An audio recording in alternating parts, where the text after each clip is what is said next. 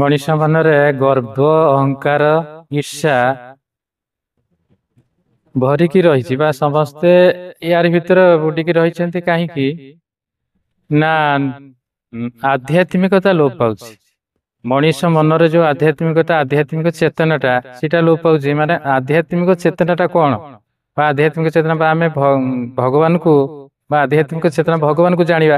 ଭଗବାନଙ୍କୁ ଜାଣିଲେ ଆମେ ସବୁ ଏସବୁ ଲୋପ ପାଇଯିବ। ଆମ ଦେହରେ ଯଦି ଆଧ୍ୟାତ୍ମିକ ଚେତନା ରହିବ ସେଟା କେମିତି ରହିବ ନା ଆମେ ଯଦି ଗୀତା ଭାଗବତ ସବୁବେଳେ ଅଧ୍ୟୟନ କରିବା।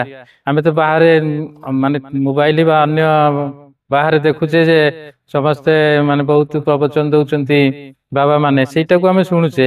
କିନ୍ତୁ ଆମେ ପ୍ରକୃତର ମୂଳକୁ ଯିବା ଦରକାର, ଯୋଉଟା ଗୀତା ଭାଗବତ ଲେଖା ଅଛି। ସେ ଗୀତା ଭାଗବତକୁ ଯଦି ଅଧ୍ୟୟନ କରିବା ତାହେଲେ ଆମେ ଜାଣିପାରେ ଯେ ପ୍ରକୃତର ଆମର ଆଧ୍ୟାତ୍ମିକ ଚେତନାଟା କଣ।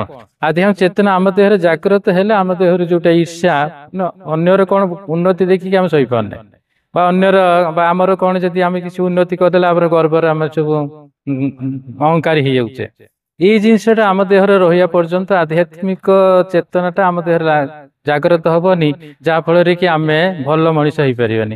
ସେଇଥିପାଇଁ ଆମେ ଆଧ୍ୟାତ୍ମିକ ଚେତନାକୁ ଜାଗ୍ରତ କରିବାକୁ ହେଲେ ଆମକୁ ସବୁବେଳେ ଶାସ୍ତ୍ର ଅଧ୍ୟୟନ କରିବାକୁ ହବ।